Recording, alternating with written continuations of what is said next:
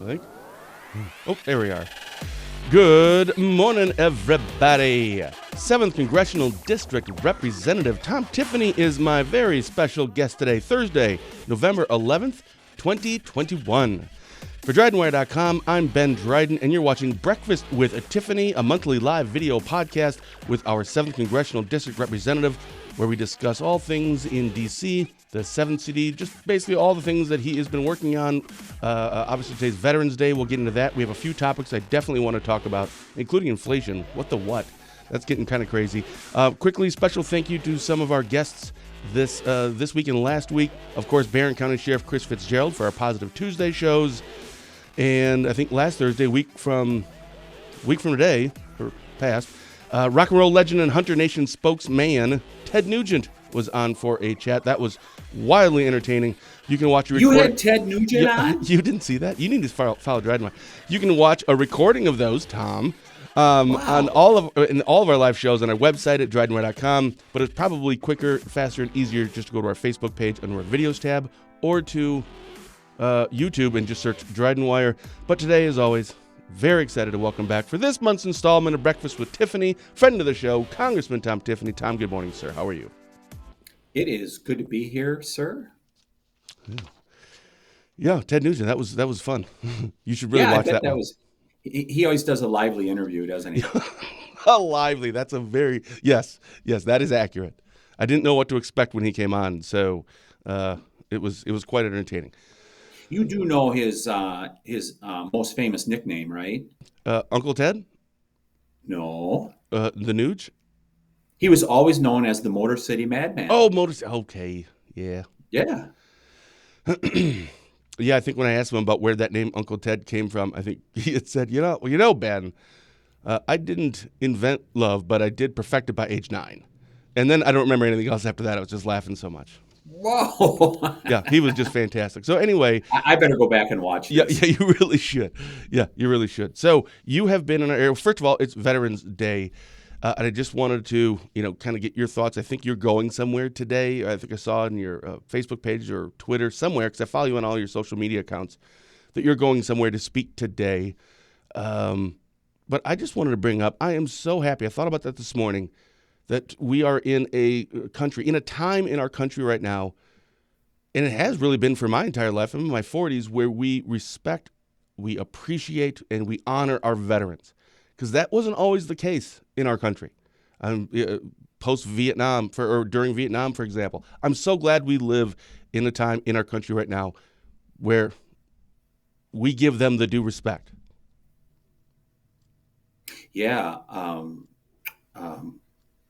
Today is a wonderful day. 11/11 of 2021 to recognize veterans and their service to our country. Yeah. And thank you to all the veterans out there that have served our country, and your service is appreciated more than ever. And whether there has been good leadership or not so good leadership, and that's been the case for over 200 years in America, the American soldier has always soldiered on and done America proud, protecting freedom and liberty, and we can't thank them enough. And there are Veterans Day events going on all over the district. There are a lot of them. I wish there were 10 Tom Tiffanys today, because there's a bunch of them that I would have liked to have attended. But today, I'm going to go down to New Richmond to the VFW there. I'll be giving a presentation. I'll be there with Senator Staffsholt. Oh, sure. Looking forward to that, and addressing the veterans and the public down at the New Richmond VFW. Really looking forward to it. Yeah, so every time, by the way, you still have to Google Carmen Sandiego, because I always reference it and you don't know what I'm talking about. So you're always in a different location, it seems like, when we do these shows. I think once you were down in, I think it was the border, right, down in Texas. You've been in Washington, D.C., you've been at Europe, you're at hotels. Where are you? Because I always know you're somewhere else, because I don't recognize your background. So where are you today? The closest I can tell you to the secret location that I'm currently in now is, the only clue would be Quinnville. So that's the only clue that I can give people. Okay. Hey, so you're in Northwest Wisconsin, our area. Right. Yeah. So you have been doing a lot of, again, I follow you on your social media sites or accounts. You've been doing a lot of 7th Congressional District, and specifically Northwest Wisconsin part of that. So your western part of your district in the last week. I was actually on Saturday in Shell Lake. I don't remember what it's called, the Washburn County Candidate Forum, Republican, something. And I was there. My wife and I just stopped down, just say hi to a few people. We were there for, I don't know, 20 minutes, and we left. But my mom and dad were there for the whole time, and they said that you had showed up. So I didn't get to see you there. What was that event like? Yeah, so it's grassroots people concerned about the direction of our country, and they want to bring people in to talk about um, uh, what the situation is in Wisconsin, across America, and in their mind, how we are going to change things for the better in America. When you look at the things that are going, people greatly concerned about immigration, the uncontrolled illegal immigration that's going on in our country right now, inflation, uh, the disastrous pullout from Afghanistan, what's happening with our military at this point, critical race theory, and things that are going on in our schools that people go, this isn't the America that I thought it should be. And so you have those people that are deeply concerned about America, and there were people that came from all over the state. What was striking to me is, northern Wisconsin, northwest Wisconsin, let's be real honest, we're pretty lily white, right? And Yeah. there were three African American candidates Yes, from yeah. southern Wisconsin that came up to that. And they probably gave the greatest defense of freedom and liberty of any of the speakers that were there, which there were, I wasn't there for the whole time, but there's probably 8, 10 speakers. Mhm.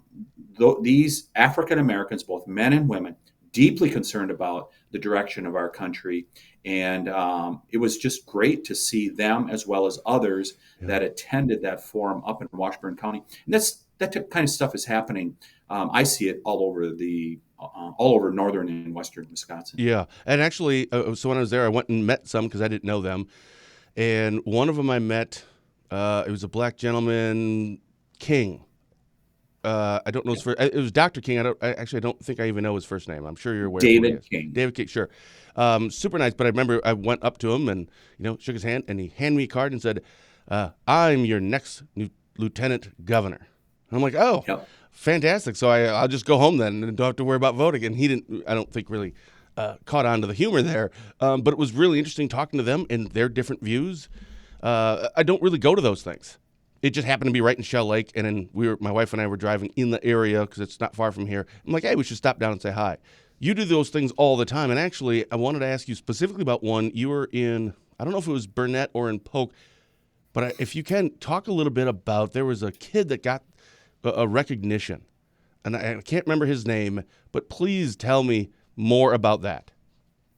Yeah, so Tuesday, I started out my day. I went to Auburndale, which is down just a little east of Marshfield, and addressed the Auburndale High School civics class.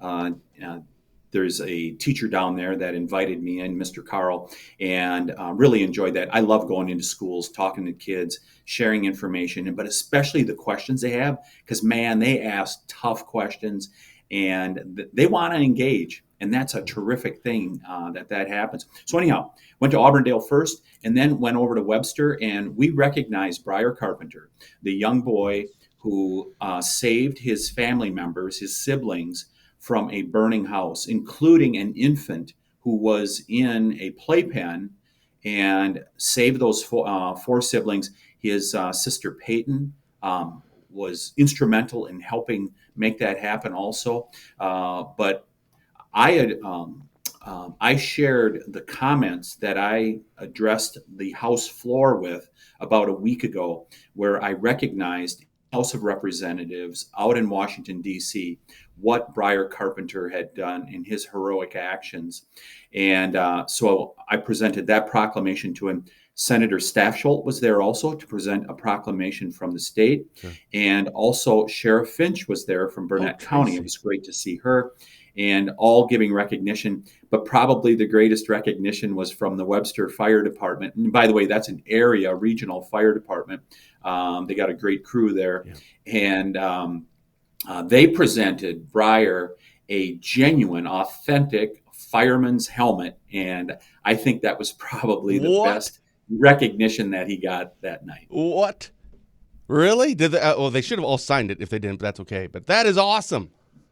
Yeah, it was terrific. It was. Aw. I'm sure he's got that front and center in his room Yeah.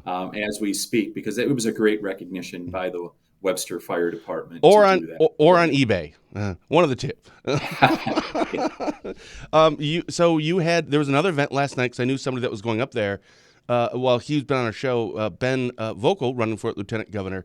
I think I talked to him yesterday on the phone. He was driving and he was going all the way up from I don't know where it was, southern Wisconsin, Milwaukee area, all the way up to Sawyer County, just for I can't remember what it was called, Pints and Politics or something like that.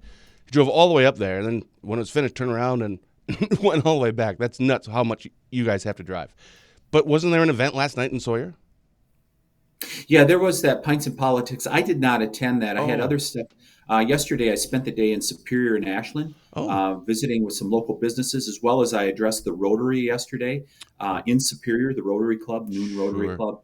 And that was really a terrific stop. Also, once again, really good questions from people, sharing with them what is happening in Washington, D.C., some of the priorities that I have, and especially with Superior, talking about the Port of Superior, and in particular, a piece of legislation that Representative Stauber from across the bridge in Duluth Hmm. and I have authored that we want to put in the National Defense Authorization Bill, Yeah. allowing small shipyards like Fraser, small private shipyards, to be able to get work from the United States military. Currently, they cannot do that. We want to change that because we think it's all hands on deck. Mm. Some of our major shipyards have enough work with the aircraft carriers, the nuclear carriers, that type of stuff. And some of the smaller work, these shipyards like Fraser in the Great Lakes in Superior, they can help with that. We want to give them the Yeah. ability to do it. So, sharing some of those stories, and then went over to Ashland at the end of the day and visited Ashland Incorporated, where they build really cool, big equipment. Nice. They should have a Yep. show on like the Learning Channel about that. Right, just big equipment. That's awesome. Hey, we have Yeah. a question on here real quick. I don't want to forget about it from Tim. The question is, are you in favor of term limits? Great question, Tim. Thank you. Yes, I am, Tim, and it just needs to you need to make sure that it's constructed properly. And the reason I say that, if you go over to Michigan, which put term limits in place in 1994, 5, something like that, they have 8 years for their state legislators, and that is a little too short. It should be a little bit longer than that. But I do support term limits. Just make sure that it gets written properly, so that if you write it too short, Ben, what happens is you turn over all the power to the bureaucracy, because they just outweight us Oh, legislators, and sure. they'll just say, we'll just wait these guys out. They're going to be gone in another couple years, and we really don't have to follow through, because this is oftentimes one of the key things that we do as legislators, or in my case, a congressional representative, is you make sure that those people that administer the programs, whether, like in my case, it's Social Security, VA program, just all those things like that, the various agencies of government, we want to make sure that we hold them accountable, that they're following the law Right. and being responsive to our constituents. If they view it as that guy's just going to be gone in a couple years, they're not always as responsive. So you want to make sure that it isn't too short, Mhm. but you want to also make sure it isn't 30 or 40 years, right? Right. Yeah. I mean, otherwise, there's really no limit on the term limit. 40 years. Yes. Come on. That's stupid. So, Tim, I do support term limits. Got it. I want to. The only other thing I had written down that I wanted to ask you, because obviously we have discussed this, not obviously, but we have discussed this several times on our shows with you, and it doesn't seem to be really going away, and that's inflation. So first is so I was watching the CBS morning show this morning, and they were going through some stats and numbers, and I have some of that stuff somewhere here. Actually, hold on. Where is it? There we go. So here's some current data, and part of this was actually from the Labor Statistic Bureau of something. Inflation is the highest level right now in 31 years. We typically, I think, see 2 to 3% increase, and I think we're just over 6%, or right at 6% right now. And the latest consumer price index of October is 6.2%. There it is, 6.2%. Rent is up $100 a month, over last year. Beef is up 20% over last year. Car prices are up 10%, the highest increase since the 70s. Speaking of cars, 75,000 cars are currently on car dealerships' lots. Not just Wisconsin, nationwide. 75,000. They didn't specify it was new and used or just new. Don't know which one that is, but 75,000 in comparison. Normally that would be at 500,000. So it's not only expensive, it's just hard to kind of find one. Energy prices up 4.8%. Good news, though, I found this morning. Alcohol beverages are down 0.2%. So I guess, there's that. So when this was a lot of the times when I'm seeing the people and they're reporting it and they're talking, and it's okay, so why? And like, well, COVID. That just seems like an oversimplification. Is that the case? What really is causing this? What has caused this? Can you just say, yeah, coronavirus, man? Is that it? So COVID certainly is part of the problem, but I would say to you, it's the elected leaders' response to COVID. When you see these states that have been largely shut down, take California. We've been seeing the pictures of the cargo ships that are sitting off the coast of California, right? Yeah. A big part of the problem is California is one of the most locked down states. And those two major ports of Los Angeles and Long Beach, they're feeling the effect of that. And so it's the lockdowns and shutdowns that are lending itself to that. I would mention, so first of all, you cited all those things, which is real data. And Americans are seeing this every day. What you just cited, people, even if they're not putting a number to it, 10% up, 20% up, whatever the case may be, they see that the cost of living is going up and it's eating up their paychecks. Even if you've gotten a pay increase. In fact, data just came, I shared a piece of data with you. Just yesterday it came out that people's standard of living has actually dropped. Their purchasing power has dropped for the first time in years. It's down like 1% to 2%. Think about it. You got a raise, yet you can buy less. And it is a result, I believe, of three things. Okay. It is one, you have all the stimulus bills that have been out there. And that's why I oppose the spending of trillions of dollars more, because it's just going to lead to greater inflation.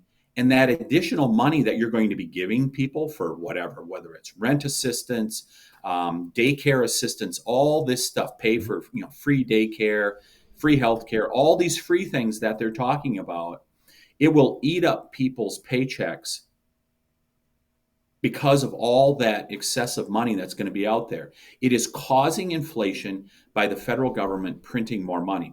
The other couple things are, one is the incentives to not work.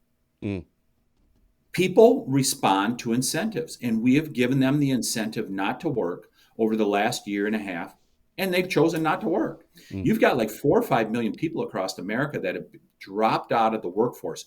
Well, they'll cite the unemployment rate as like 4 or 5%, something like that. What it doesn't measure is all the people that dropped out of the workforce that are not being measured. And that's 4 to 5 million people. That's where we're seeing a significant problem. And the next thing that's hitting us right now, and it's going to make this even worse, is the vaccine mandates. I am so opposed to the vaccine mandates. If you want to get vaccinated, get vaccinated. If you think that's important for you to do that, you've consulted with your doctor, it's the right thing to do for you, get vaccinated. But forcing people to get vaccinated, there are people leaving the workforce. I hear from people regularly now that they are being forced, because they choose not to be vaccinated, to leave the workforce. And we're going to see more of that. And by the way, you maybe saw the question that's up there on the comments section regards to vaccinations for veterans. And the question is, facing the choice of ending their careers in the military or taking the vaccine. What's your thought on that? I have signed on to a bill that that makes vaccinations a choice. It is not a requirement to be able to stay in the military. Especially when you take a look at young people. It has been shown that for young people, the COVID is relatively benign. I mean, I would cite Dr. Redfield from August of 2020, the head of the Centers for Disease Control. So this is not Tom Tiffany saying this. This is Dr. Redfield. Dr. Redfield said for people under 20 years of age, the seasonal cold and flu is more dangerous than COVID. We don't force people to have vaccines. We don't force children to have vaccines because of the cold and flu. So if that's the case for young people, why would you force them to take a vaccination? So I oppose the mandated vaccinations, but all of this is feeding in to the supply chain disruptions that are going on. And this is what's driving the increased cost to people and having more money out there as a result of the federal government printing money, chasing fewer goods. That is inflation. The dollar is being inflated, and people are seeing that their dollar is not going as far. And if I could extend my point a little bit further, I am deeply concerned about what's going to happen in regards to propane and natural gas supply this winter. If we have a really cold winter, think about 2012, 2013.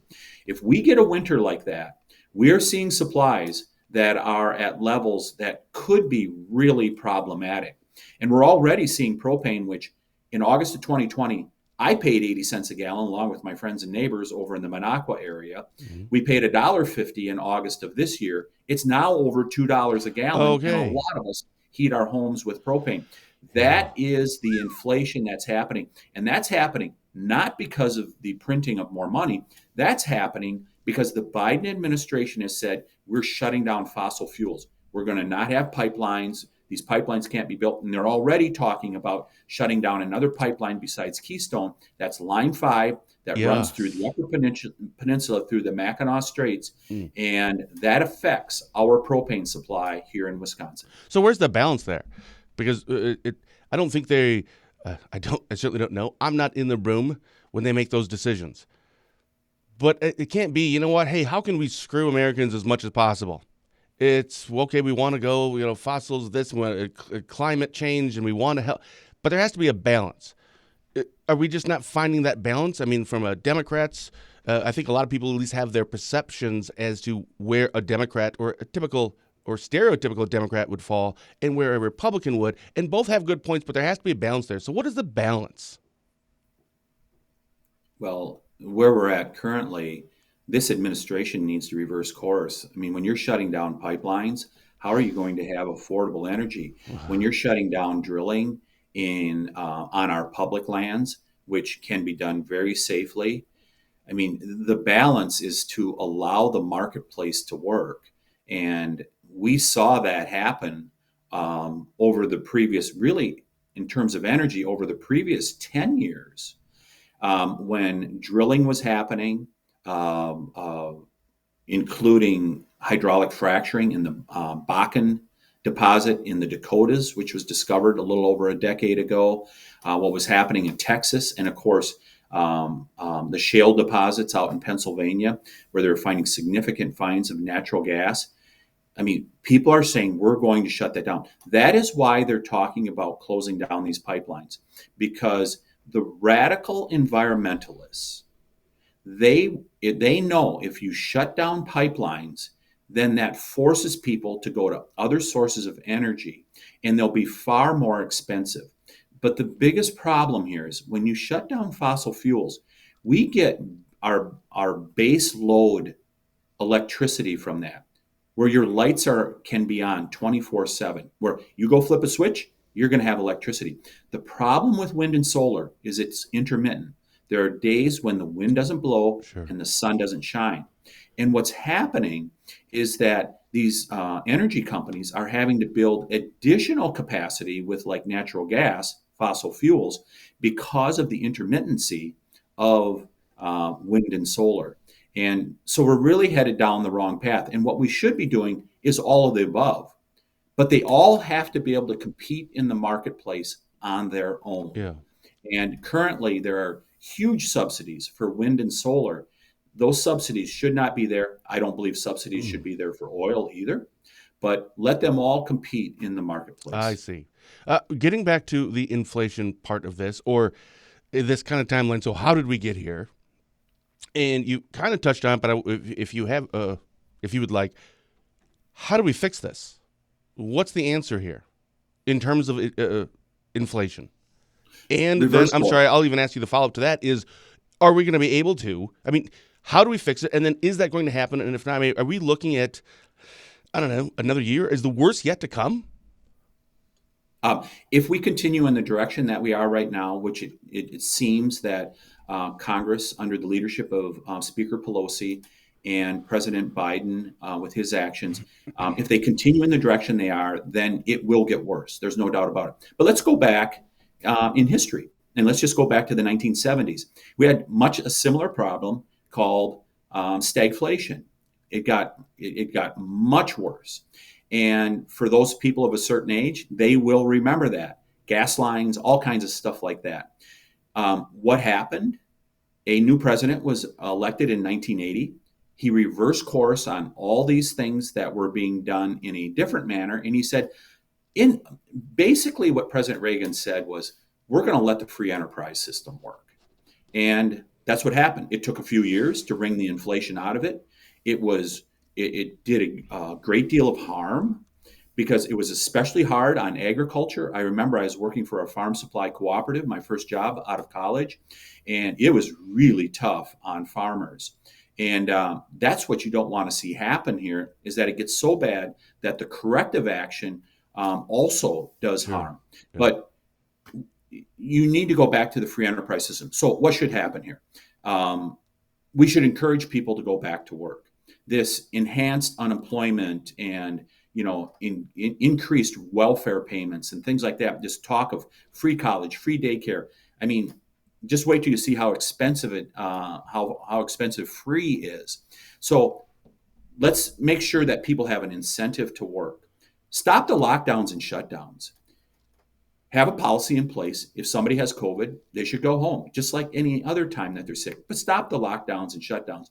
And then stop this stimulus spending, because the stimulus spending is now leading just to greater inflation, eating up people's paychecks, and it doesn't stimulate anything. We really need to reverse course at this point. And ultimately, what I would say, Ben, to our listeners, the federal government should get out of the way. Let people alone. Allow local people in the states to make the decisions that are best for them. And we will have a much more prosperous and happy country when the federal government does less, not more. So speaking of a couple of those things, I saw Biden was somewhere yesterday at a port talking about inflation, that now the infrastructure bill, we have brought this up a few times on the last, 3 shows I think we've done, and saying that this is now that has been passed and now that's through, that this is going to kind of, get us back to where we need to be. It will help fight our inflation right now. It seems like that's going to take a while. So if you could give us an update on what happened there. Was it good? Do you like everything that was in there? Was it still too much spending? Where are you on that? Yeah, let's talk about the good that was in there. There's about 110 billion out of the 1.2 trillion, so about 10% of it should go to roads, bridges, to actual infrastructure. So it should go to that. And if you measure it by also, let's throw broadband in there, that is also legitimately infrastructure, and I think you can make a case for that. Yep. You could get up to where maybe 25% of the bill was legitimately infrastructure, and that's going to be a good thing for our ports, our airports, roads, bridges, all the rest. Broadband, that's all going to be good for that. The problem is there's all kinds of other stuff buried in there. For example, there's $75 billion for electric charging systems. That's actually a gasoline pump. That's to charge a car. Mm-hmm. Who pays for a gasoline pump that when you fill your car? The station does. The private owner. Uh-huh. He builds that station with a gasoline pump. Sure, right, yeah. You don't pay for that. You're now having to pay for that gasoline pump. And by the way, who drives the Teslas? Is it the average person in America? Are you kidding? You know how much those things are? In northwestern Wisconsin? No. It is a subsidy for the rich. And on top of this, not all of it is paid for. President Biden said everything was going to be paid for. the nonpartisan CBO has said $256 billion is going to be additional debt. So what happens? You Mm. print that money, there's additional debt, you have more inflation. So it's actually going to cause some real problems.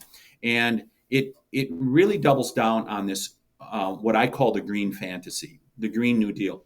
If you want to see how that's working, go to California. They pay twice as much for electricity. It's on half the time because they've given up on their nuclear plants, their fossil fuel plants. They're all gone. And now they're trying to make a go of it on intermittent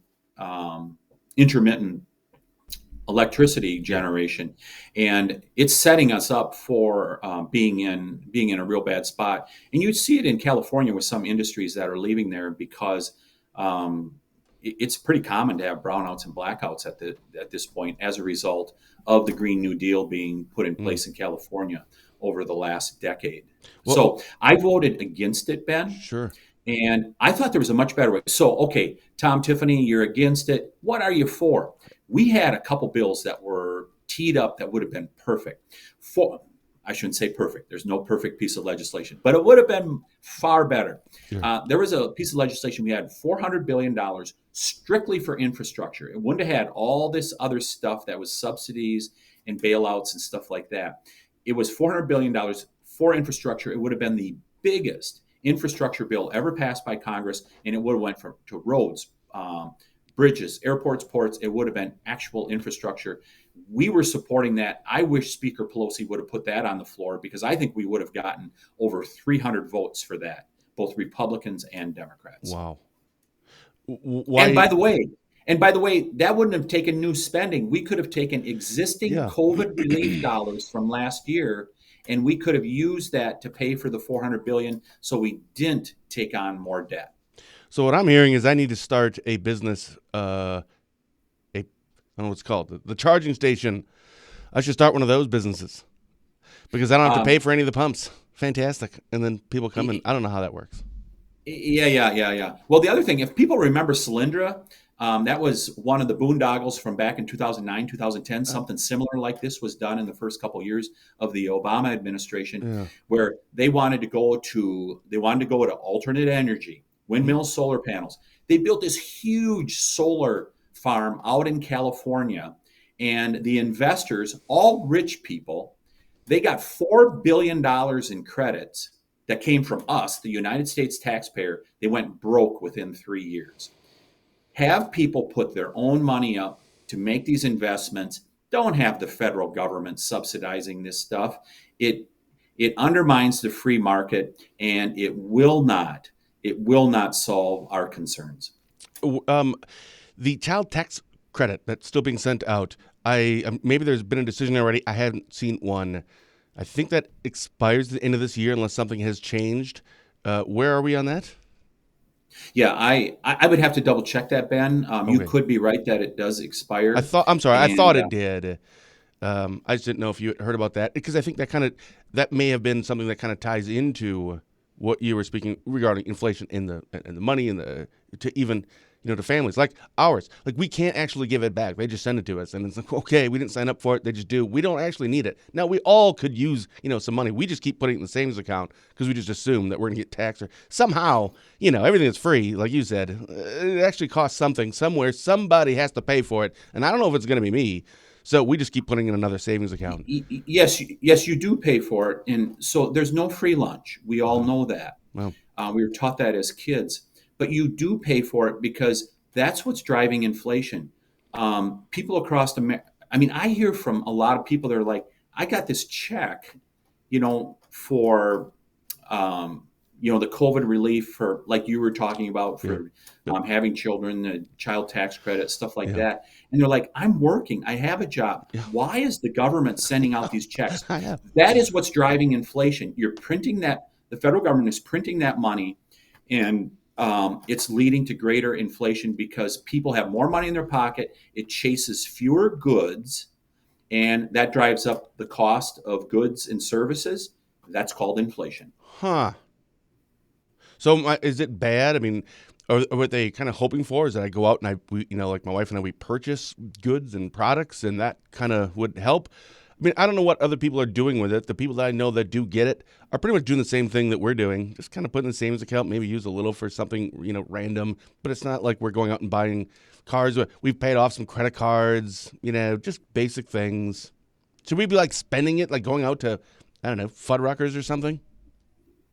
So, I mean, that's an individual's choice, but that's what's happening is that the federal government has incentivized a lot of this spending by putting more and more dollars, Okay. pumping more dollars out into the economy. I mean, they're just printing money at this point and taking on more debt, and that is what leads to inflation. Oy. There's more dollars chasing fewer goods. You mentioned only 75,000 cars, for example, Yeah. on car lots across America. More Crazy. dollars chasing those goods. What's going to happen? Prices go up. Oh, boy. So, obviously, there's no way that you're going to be able to do this, but I'm going to ask anyway just for fun.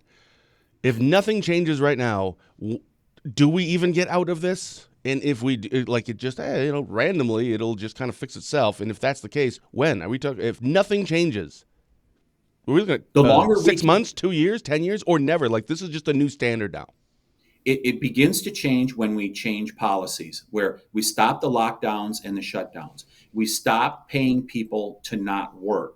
When we stop printing money out in Washington, D.C., when Uncle Sam, as a friend of mine calls him Uncle Sugar, when Uncle Sugar stops trying to dictate to people their lives, allows people local control, Mm, let the states do their thing, mm. and the federal government not try to solve every problem in the world. When those things stop, then our country turns around. All you got to do is go back and look at the 1970s into the 1980s and the great prosperity that happened when the federal government was trimmed back, and we saw incredible growth in our economy in the 1980s and 1990s.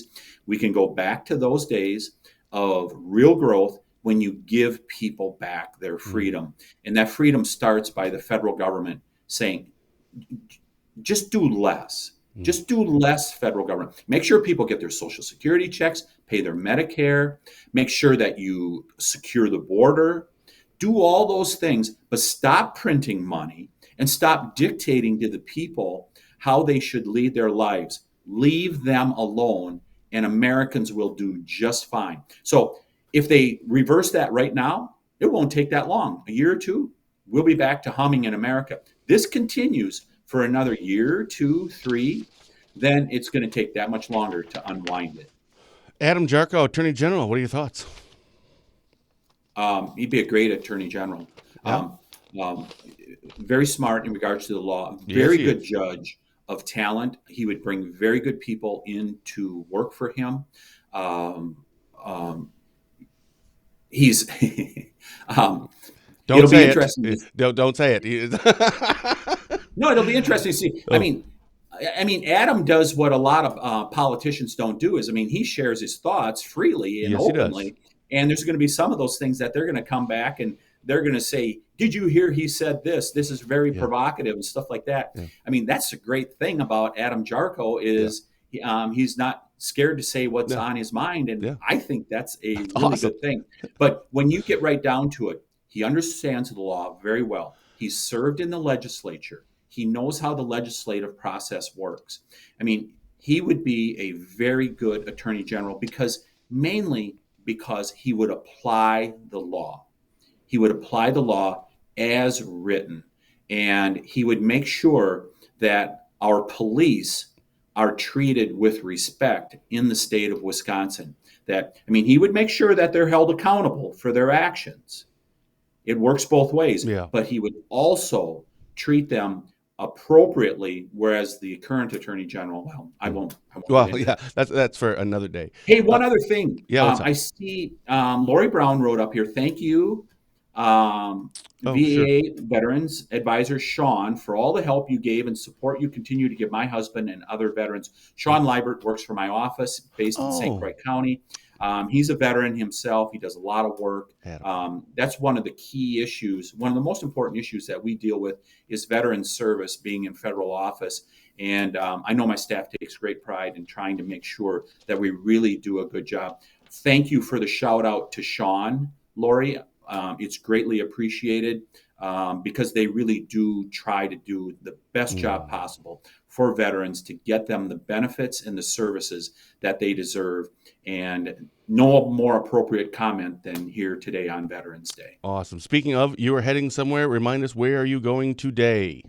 Going to New Richmond to the VFW, looking forward to addressing all the veterans and others that are going to attend the event. And Ben, I better get going here from this remote location in northwestern Wisconsin, or I'm not going to make it to New Richmond. Tom, thanks so much, man. We'll see you next month. Hey, great to be with you, Ben.